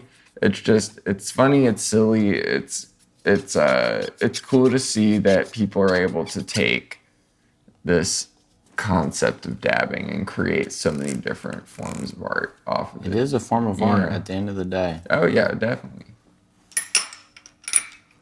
That it is. Oh man. It's cool to see I don't think I've ever seen a premiere of anything before. Yeah. Except for maybe a Harry Potter movie or some shit when I was a kid, you know. Terp Wars 2. Go buy a copy. I don't even know if you can buy copies. Yeah, I don't know how that works. Yeah. But if you can. No, I think it's out on YouTube actually. If it's out on YouTube, then go watch it on YouTube. But that's only after you watch this episode of Terpene Therapy, of course. Of course. So I think I'm I'm high. I'm getting ready to go on number 6. So Nice. I'm trying to set the unofficial Terpene Therapy record. Do you mind, let's see, are you grabbing a pillar? No, I mean Okay. I can if we need to. Oh, no, you're good. Or actually, yeah, if you don't mind chopsticking me one if you're already going for it. You need to get this out of the way. Here, I got you. Yeah, there it is. Teamwork makes the dream Folks, we work didn't over bring here. any tweezers on our journey with us. Yeah, dude, I didn't bring a whole lot of shit. I think I'm not used to the whole massive amount of traveling that I've been doing. So for those of y'all out there that don't know me on a personal level, I guess I'll give you all a little bit of an insight into what's been going on in the world of terpene therapy. I just drove from fucking Kentucky to Washington, and that was last week. That was from Wednesday to Sunday. And, we got there, settled in on Sunday, and it was doing the editing work for For the Birds episode. Make sure y'all go check that out. I got a little disorganized with forgetting to pack the essentials, But hey, listen, sometimes you don't always bring everything you're supposed to, but you still make do with what you got. Gotta work with what you got. I've definitely done a whole lot more with a lot less. That's what they said. Yep, that is what they said. I'm just fucking stoned over here. How many dabs you think you taking today? Today? Yes. Man, And then this weekend. I probably took 6 at the event today. Yeah. I'm getting ready to go in on number 6 as we speak. 12 on the day. I mean, how many hours are in the day, folks? I don't even know. Got about at least 350. Nice. Nice. Very nice. I gotta clean the ISO out. I hate taking a spicy ISO rip. You ever done that? It's good for you. Builds character, right? Yeah. All right, well, I'm gonna go ahead and heat up the slurper for the melt. I need, you know what? My goal for the end goal for terpene therapy is to be able to generate enough money. Here, let me Go ahead. get this real quick. To generate enough money to have someone be like a dedicated torture. You know what I mean? Like while I'm over here talking and doing the episode, I can have someone like a dab butler. Just like your podcast, like a Jamie almost. like a Jamie, yeah, exactly. Or I really like the Church of What's Happening Now, so it'd be like the lead of Joey Diaz. You know what I mean? Yeah. Just feeding him too many gummies the whole time, and he passes out, and he like you have to like punch him to get your dab. You know what I mean? He's like just passed out off the cozy cubes. Well, man. that's why you feed him mescaline too, to keep him awake. Oh, to give him a little up. That's fair. You know, it's all about strategy over here on terpene therapy. Yeah. That it is, folks. You said cozy cubes too, man. Should we get into a pack of cozy cubes a little bit later in the episode? That's gonna be trouble. I'll split one with you. I've never been scared of a cozy cube. I ain't never been scared of an edible in my life, except like probably quite a few times. Cause I've definitely, you ever get high as fuck off the edibles before? Like, Guaranteed. Just too high. Every like, have day. you ever had like an uncomfortable experience with the edibles? Once actually. Shout out to the homie Bandit. Haha. We invited me over at his house. I think we were watching UFC fights maybe, and he made some live resin infused fettuccine alfredo, Okay. and it was exquisite. Delectable even. And then he also had decided to make some live resin infused brownies. Oh, okay. So I had to catch a flight the next day. No, I know where this is going. Man, I went hard in the paint, and I was fine. I was high. I was really, really high. By the end of the night, I went home. Everything was fine. Woke up the next morning, man, and I was just like uncomfortably high. Just way too stoned to go through the fucking airport. Threw up a little bit. Was like, yeah, we're not doing this one, folks. Yeah. I mean, I feel like you just shouldn't go at that point. You know what I mean? Yeah. Like We shouldn't eat too many cozy cubes before the flight because that's only happened on the day when I had to catch a flight the night before. You know? You might have a little bit of a curse. Right. But I'll eat a little 500 milligram before the flight, you know. But I think I learned my lesson about not eating too much the day before the flight. Man, you ever had the edibles hit too hard on the plane? You start thinking about how you're in a fucking plane a little bit too hard. I've had that happen to me. I enjoy it. I just sit back and say, cheers, my friends. Exquisite. Need he say more? I got 2 more left here to try. I'm gonna go in with the whale melt. I think I mentioned before the Rambutan. Yes, that actually won. What did it place? Second? It placed second. And I'm happy that I have a little bit left to enjoy with you guys. I thought it was my number 2. So far, I thought number 1 was the De La Creme World Peace, which I'm about to get into next. This was my number 2, the Rambutan Papaya X Guava 74 from Skunk OKC. Shout out Skunk OKC for taking first and second home in the rosin category. And my third favorite was the Red Rock sour papaya, I think it was. I really enjoyed that one too. I got one of that in my selections. But also, after I smoked that whale oil Papaya, I'm like, that might be a close third. So those two might be tied. You know, they're both sour papaya, Papaya. But the De La Cream and the Rambutan stand out like a mofo. Cheers. I'm really enjoying this dab. I just went in on the whale oil sunshine guava melt. Fairly clean on the melt. I went in a little bit hot, as I tend to do, but still a really nice, really nice color on the melt. Not a whole lot of specks or darkness or any like burnt looking material. God, I'm a big fan of that one. God, this is so good, y'all.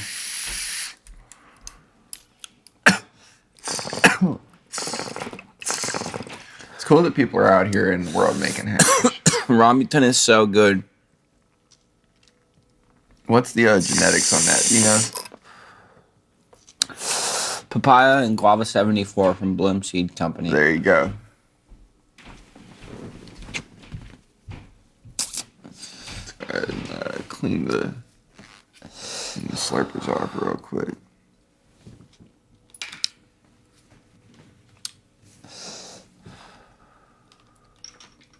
Man. It's so nice when we can just like even chill on an episode. We don't always need to constantly keep it moving. I think it's almost like y'all can just fucking hang out with us and take some dabs and shit. What plans are you looking forward to in the future though? As far as you said, 2024 is looking. Well, we got some cool events coming up. I think we're trying to make it out to Vegas in January. There's some cool stuff going on in Michigan in February. That's the was that the Makers Cup? Yeah, something like that. I think put on by Resin Reserve. Mm-hmm. So that one will be cool. Cannabis is in March. I'm still on the fence about it. And then we have the Banger Basket Boys in April or May doing an event in Toronto. That one will be cool. They're also doing one in Vancouver, which will be cool, a lot closer for you. Oh, yeah. In like January or February. So that might be something for you to tap into. I've never been out to Vancouver, man. I'd love to, if anybody's out there listening that's in the Canadian market, I'd love to get an idea of what's going on out there. You know what I mean? Yeah. Tap in, make it worth your friend here's while to come to Vancouver. Heady Happenings, shout out Banger Basket, Heady Happenings if you're in Vancouver, British Columbia, or Toronto, or anywhere in Canada and are willing to travel. Shout out those guys regardless, nonetheless. At the end of the day. He said more. A lot coming up June. We have Michigan Glass Project. So much is happening. Hopefully Smoking Jacket 2024, if God willing. And everything in between. I'm not going to say too much, but I have a plan for the Dabbing Diabetic YouTube channel. To be a little bit more set in stone. So, and to have a little bit more direction. And I think you guys are going to enjoy it. So stay tuned for that. I don't want to share too much info. Well, what can you talk about with the Dabbing Diabetic channel, I guess, as far as what it is already? Yeah, it's kind of, I've always been someone that likes to make people laugh, make people smile. I like comedy right now a lot. I like writing jokes. Okay. So I keep that separate from my YouTube. I mean, I just do that for my own sake. It's not like I'm a comedian or anything. But that's a little form of art that I enjoy. So I like doing that as well as old country music and bluegrass and teach myself how to play the harmonica right now. Oh, yeah? If we're talking about what I like to do for fun. But with the Dabbing Diabetic channel, it's kind of, I decided, well, why not start recording? Because I like to record on my phone all the time, so why not recording this shit? So I started with Glass Project last year, and it just clicked, Had my dog, Sonny, shout out to Sonny. He edits everything for me. Oh, yeah. And he does a really excellent job, and he sees the vision. And I think we're doing something pretty cool. That's your boy that I met? Yep, that's him. Yeah. Hey, Sonny, I know if you're watching this, what up, my guy? I'm going to take a dab for you out of respect. So we're doing it, and we've kind of through posting some videos, and Michigan Glassing Project being like the first one. Funny enough, there's one on my channel from like 6 years ago titled "First Ever THC Overdose." If you guys want to check that out, it's my friend maybe just getting elevation sickness, but we did get super high. As soon as we landed in Colorado, and he passed out in the bathroom and like went down hard. Yeah. So. First ever THC overdose in America. The link to that will be in the description of this episode. It's a classic. But yeah, that video is still up there. So yeah, man, I really just figured out like, well, I like making videos. Why not post them a little bit? And then traveling around and just like keeping the GoPro on me is easy to do it, right? Yeah. And I want to create some direction with it. Obviously, cannabis is kind of what it's centered around, but I want to capture more of these events, and like I've been trying to do, and go out and see things. And so really the goal is to capture the events and what we do and have fun, and show people what we do and maybe what they're missing out on. And also just to keep some memories, as well as to use all of this as like a good stepping stone into the future of potential business in tourism, cannabis tourism, like we talked about earlier. That's kind of my goal. I would love to own a consumption establishment one day. So I think going around and capturing the community that we're in on top of glass. So glass is something that I love, as most of us cannabis consumers do in this market.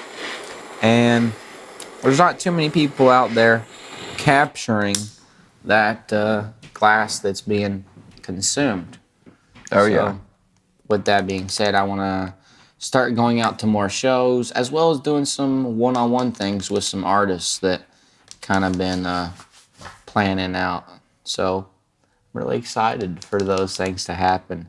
I just got the new GoPro Hero 12.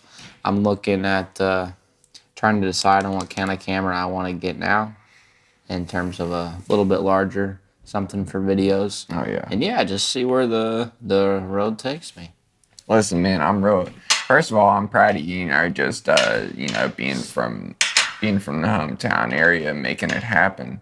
Second of all, it really does sound like you got a pretty good vision, especially, at 22, I didn't know what the fuck I was doing on this planet, and it looks like we just lost light number 3 over there, but that's okay, we keep moving. At 22, I didn't know what the fuck I was doing, other than just continuing to I was working for my dad every day and shit, but other than that, it wasn't really too much. I guess I was finishing up college too, and I guess doing some other things as well, but it seems like if I were doing what you were doing at 22, by the time you get to be 27, you don't know what the fuck it's gonna be looking like. I appreciate that. It's a good way to look at it.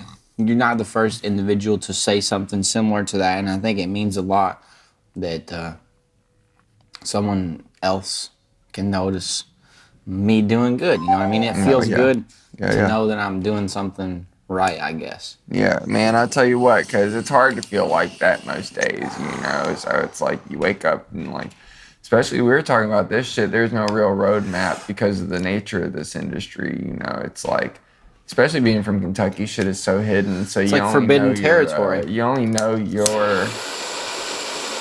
what you've been taught from a traditional family standpoint, instead of okay, these are industry standards. You go what I'm trying to say? I'm out here high as fuck. Man, what dab were we on? What was that? That was my number 7. Was my number 1. Fuck, man, I think I'm only at number fucking 6. Do I gotta do number 7? That was my number 7, but that was my number 1. Maybe I'm only number 5. The De La Creme. Can't even fucking try. There is one that I wanted to try of yours. That was the Mountain Man Melts. Oh yeah, she's there. I'm just gonna save me a little bit though. Just gonna reach across the table, be rude. There are Mad River Melts. Is there a Mountain Man Melts? There might be. There's a mountain in every man. There's a man in every mountain. Living in a hole somewhere in the side of the mountain. His name is John Cena. And he's got the terps. You can't see me. Yeah, that one was good, De La Creme. Someone World should make peace. a tasteless rosin, call it John Cena, and be like, you can't taste Yo, me. what if they made a completely terpless rosin, but it was just like a Shit made you, severely, like, yeah, DMT breakthrough when you hit it, you know? yeah, but terpless. I'd smoke it probably, I guess. I mean, I'm going in on it You for feel sure. me? For sure. It's undoubtedly. I've smoked Reggie out of a soda can. I'd probably smoke that. This is a good question, man. What's the craziest shit you ever smoked out of, like, just most diabolical smoking utensil you ever used? Man, I never really got like, early on it seems I like wasn't heady, but man, I was in tune with things. You're hip. So we had the packs, a couple years into smoking, and we got the packs. But I would say, which is for you who don't know, is the vaporizer, flower vaporizer. Yeah. So we had the OG PAX 1. I think I had a PAX 2. I think we got the PAX 2 and the PAX 3 as they came out. Owns my PAX 2. That's a tough one. Yeah, it is. But I think the most diabolical would have to be going on a ski trip and then on the way home, making a bowl out of an apple and then proceeding to eat it with the homie. I mean, it's not too like, it's a pretty good choice. Thing I've ever heard, but definitely eating it afterwards is pretty wild. Could you taste like the weed in the apple? Yeah, I mean, we got up in there. We tried not to get too deep into it, but we had to at least like make it look like that apple had been munched on. Yeah, no, I know, because otherwise it's not respectful for the apple. You know what I mean? Oh, we enjoy. I mean, we were high. Yeah. And that probably is like. That's probably like one of my first like 10 times smoking. I will say one time I was working night shift junior year of high school, and I usually would leave when the guys would go on lunch break. So when they would have their lunch, I would have to leave because, I was under 18. I couldn't work past midnight or whatever. Yeah. So we didn't have school the next day. So the guy was like, yeah, it's not a school day. We might as well stay and work if you want to. All right. So I was like, all right. So I went on lunch break with them. Yeah. And they were like, you smoke? Yeah, and I smoked at the time, probably maybe 10 times at that point. And yeah, I smoke. Okay, come on, let's roll. We hop in the car after eating the dinner. And I hit the joint a couple times. Man, I'm just in the backseat of the car, high as fuck. Yeah. So we go inside. I'm like, man, I'm too high to be here. Oh, I know that feeling. So then I like convinced myself in my mind to throw up. But then I was like, maybe you shouldn't throw up. But then I couldn't get it out of my mind. Oh no! So I had to just, it just came out. Shit. It was like a psychological thing, tricked yourself. Yeah, I tricked myself into doing it. And it wasn't like I gagged myself. I just tricked my brain into getting sick. I've never heard of anyone doing Yeah, it was nuts. I was high as giraffe balls. Holy shit, bro. That's crazy. Yeah, but then I was too high to go home. I was paranoid, So you were scared. sitting in the parking lot type So I shit. drove, sat in the parking lot, and it was a snow. The reason we didn't have school the next day is because it was already snowing a lot, and they canceled school. Oh no! Oh shit! So, just a long drive in the snow, super high. So that's probably my worst experience with cannabis. Yeah.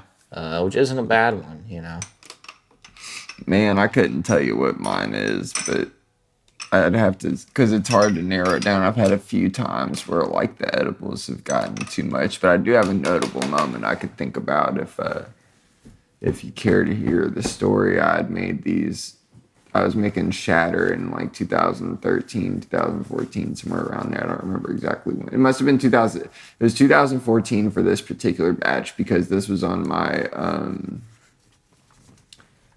I was in choir in high school, and we went on like a class trip or whatever, and it was like a weekend trip. So we stayed in a hotel, and I was getting high all weekend on these like little shatter pills that I'd made, like I dissolved them in coconut oil, right? And this is before, this is like before like edibles had milligrams. You know what I mean? Oh yeah. Like this is just like you take your weed and throw it in the fucking shit and get what you get. And I it got to be the last day, and we were on this long ass bus ride home, right? And so I ended up eating all 4 of the fucking pills that I had left, that I had made, and there's no telling what the dose was on there. But it hit when we were stopped at this Dairy Queen, and I tried to order my food, and it was just getting stronger and stronger and stronger and wouldn't stop. And I ordered food and ended up not being able to eat it because I was just so stoned. I couldn't even like open my mouth because I was afraid I was gonna like pass out or some shit. Like I was gonna like lose the air in my body or something. I was like high as fuck. And spent the next like 10 hours just absolutely high as fuck. Those pills will do it to you. You know, Terp style. Shout out Terp style. Oh yeah. Makes some beautiful solventless capsules. And boy, will they fuck you up. What's the dose on those? Do you know? I think typically he does like a 150 to 200 range on them. Yeah. So like a 1/4 gram of rosin in each capsule, basically. Something like that, yeah. So guys, I'm going in on I think I'm gonna go in on I don't know. What do you think? Dab number 8 is it might have to call it at dab number 8, guys. Think so. That's I mean it's getting up there, man, and we'll start keeping count on after your episode drops, so we'll have a guest dab count. So this is the official high score currently. 8 dabs in one sitting. I might do one for the fam. I mean, this one's gonna be fat though. This might count as like 2 or 3 dabs. No, it's guys. only one. Just because it's fat don't mean it's 2 now. Damn it! Don't cheat yourself. We got rules to stick to. All right. Well, what's the biggest dab taken on terpene therapy? Biggest dab taken on terpene therapy is on an episode is like a 0.6-ish, I think. And then off an episode, but on a live, I dabbed a gram. But that's as big as I've gone. I also am not like rich as fuck, so like dabbing a gram at once, I'm just like, oh shit, like there's $60 in my lungs, you know. So I'm going in on a little combination. I've got the last of the purple lemon drop, the last of the De La Cream, the last of the Tropaya whale oil, last of the rambutan, and shit, is that it? No, that can't be. Fuck, man, I gotta probably do the same technique. You know, you're giving me a really good idea over here. So break it down for the people again. What you just did. Yeah, I got 4 flavors on here. Okay. I'm gonna get super high. Yep, I got Mad Rivel, Purple Lemon Drop, De La Cream World Peace, cultivated by Audi Farms. Shout out Audi Farms. Rambutan, the number 2 winner, and whale oil. So I'm gonna let you guys know my top 5 from all the entries I tried. Coming in at number 5, a close call, Sour Papaya by Red Rock, Michigan. Coming in at number 4 is gonna be the Purple Lemon Drop by Mad River Melts. Coming in at number 3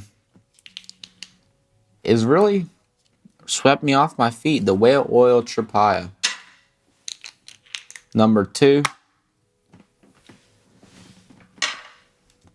that De La Cream World Peace, cultivated by Audi Farms. And that number 1 really, for me, is that Rambutan. So I'm going in on the 4-way banger. All right, guys. I got blessed with one of these judges entries, believe it or not. Oh, it's special. Which one's that? Do you know? It's number 52. Number 52. So I'm going to add some more on there. So I got 5 strains on the dabber right now. We just did the Pineapple Under the Z by Sly Fox. Let me go ahead and see that so I can make it number 6. Yeah, go ahead. Appreciate that. And this is entry number what? Number 52. Entry number 52. Thank you. And then we've got the Wisely Hash Honey Sizzle. Then we've also got on there the Whale Oil Tropaya Rosin and the Red Rock Rosin Sour Papaya, as well as the Wisely Hash High Striker Farms collab Poontang Pie, which I really enjoyed that one too. I don't know if you happened to try that one. That one was a good one. It had a really loud nose too. Oh yeah. Well, folks, it sure has been a blast hanging out here on Terpene Therapy. Yeah, I appreciate you taking the time. I want to thank you for extending the opportunity for me to do this. Of course. You know, we're just two homies hanging out at the end of the day. It ain't nothing much more than that. No, and that's all that I hope to capture on here. You know what I mean? I think that it really helps. It helps me create something that when I get older, I can really look back on at the end of my life. You know what I mean? Absolutely. I think that's like a valuable thing in and of itself. Well, I'll tell you guys what. We took 8 dabs today. And that's going to start the official record. Yes. I don't know if I've exactly taken 8 dabs because I've also had to do the hosting thing. But I've taken a lot. So you'll have to tell me how many because I don't know how many I've taken. And if somebody wants to come for the number 8 and beat it, they can. But I promise you, I'll be back to top you. We've just smoked a lot this weekend. So if you caught me at a day where I hadn't been smoking heavy for 3 days straight, I would have came at you guys with some heat. But this is a normal day. You think you would have went harder if you had less preparation? Yeah, for sure. Interesting. Explain that thought process. Well, you know my lungs are beat after this weekend, my friend. Oh, that's fair. I do understand that. It's been a lot of breathing, a lot of talking, a lot of smoking, a lot of everything. So I'm wore out. But if you caught me on I've been working. Cheers. Working the 9 to 5 all week. You catch me on a Friday. He's fucking it up. I'll smoke 2 grams right there for you all. And we're going to do that. You know, who knows where we'll be next time. Oh my God. There's no telling. I love traveling around capturing conversations, you know. You know, if you guys are out there, come to the Michigan Glass Project in June. And you might see us there. Because that is arguably, aside, I've never been, but DFO in Portland, I hear is like a banger every year. Mm-hmm. But aside from that one, I think Michigan Glass Project is arguably the greatest live glass blowing event in the country. I could be wrong, but man, live glass blowing is the key word. Mm-hmm. Live is the key word. There is 80 torches last year. It was mind-boggling, truly. There's some big glass shows that have maybe more pieces involved or whatever, but nobody's coming out there doing it. And it's all for charity. It's all for the kids of Detroit, for the Art Foundation, for the school system. Mm-hmm. So it's a pretty beautiful thing.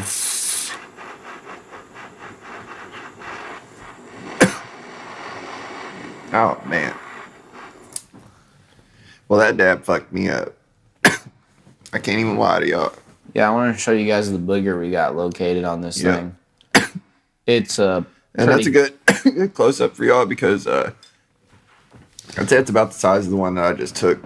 Oh, it's a little bigger. Yeah, it's a little bigger? But I can't really tell from here, bro. My eyes are about halfway shut. That shit is a blur. This is a hefty hog. I'm gonna have to a hefty lad. Hit the terp cam real quick for the people, just so they know.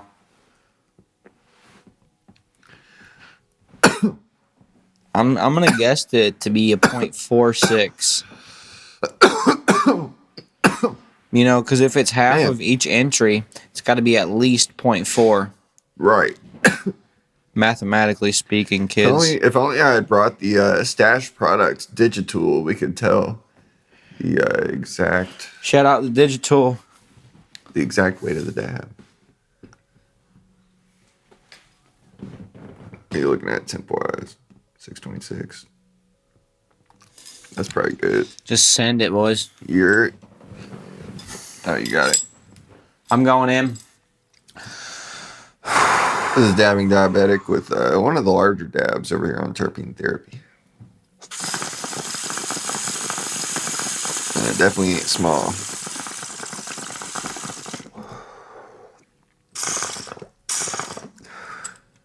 And while he's doing that, I just want to thank each and every one of y'all out there for the continued support. Hope y'all enjoyed today's session of Terpene Therapy. I am stoned to the bone right now and hanging out over here with Dabbing Diabetic. It's been a really wonderful weekend. I just want to thank you again for giving me the opportunity to come out here and check out one of the more well-known hash competitions in the United States.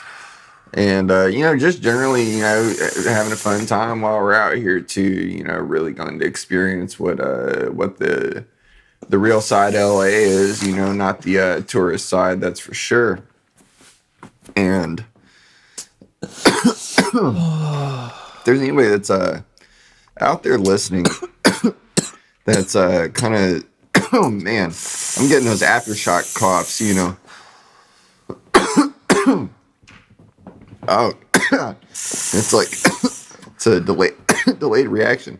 Is anybody out there listening that maybe is thinking about getting started, doing some small scale cultivation for resin production? What advice would you give them? Don't be afraid to make a mistake, because you're gonna make them. Mm-hmm. And you got to be willing to work, man. That's one thing I feel like people are forgetting. No matter the age, no matter the generation, you guys got to fucking go to work in this world. You ain't going to get nothing sitting on the couch. 100%. You can work on your computer sitting on the couch, but you got to go to fucking work. And in the garden, you got to work. And I fall victim of being lazy. We all do. Oh, yep. But if you want something, you got to get up off your ass and get it, because ain't nothing going to get handed to us.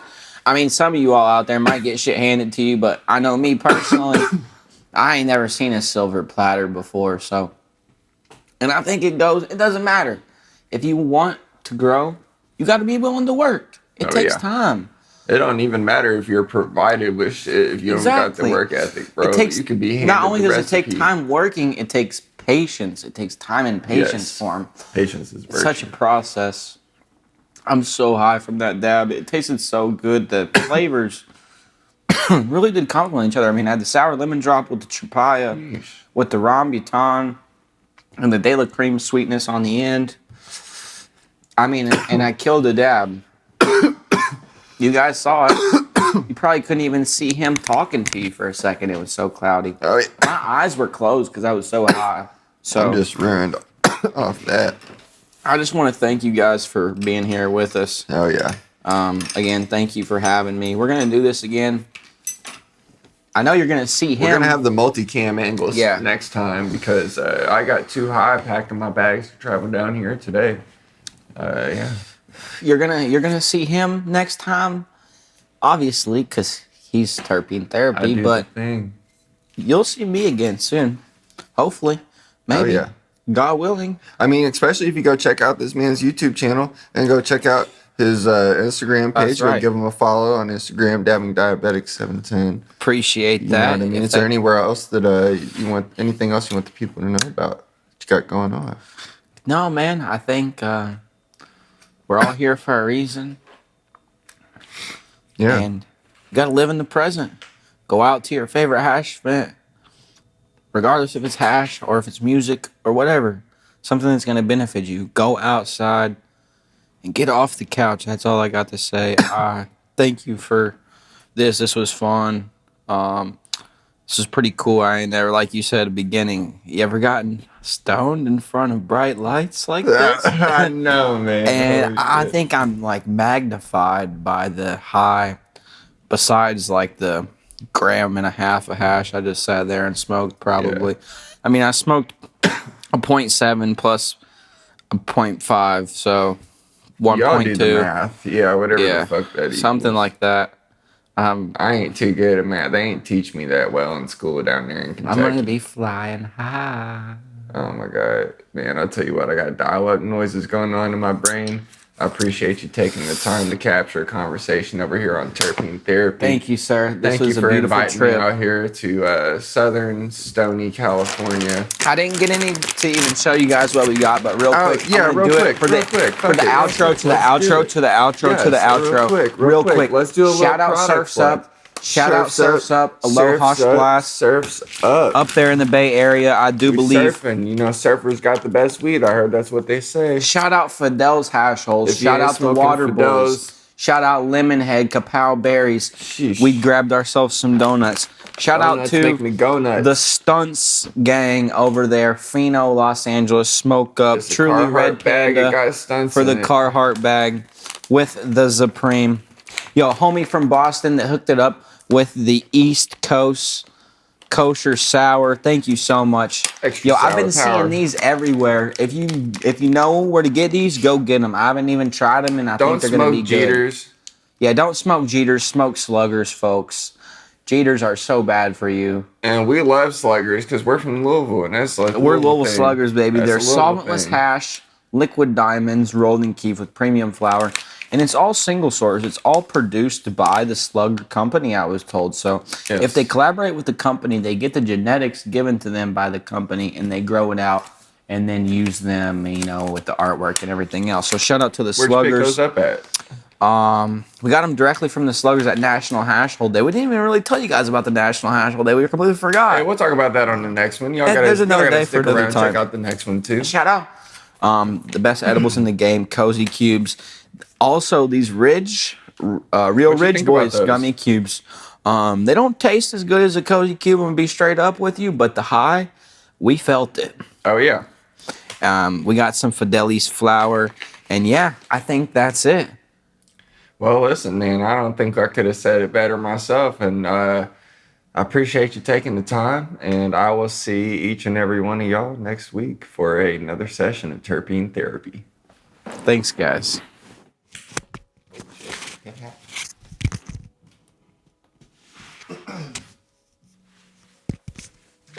I'm faded.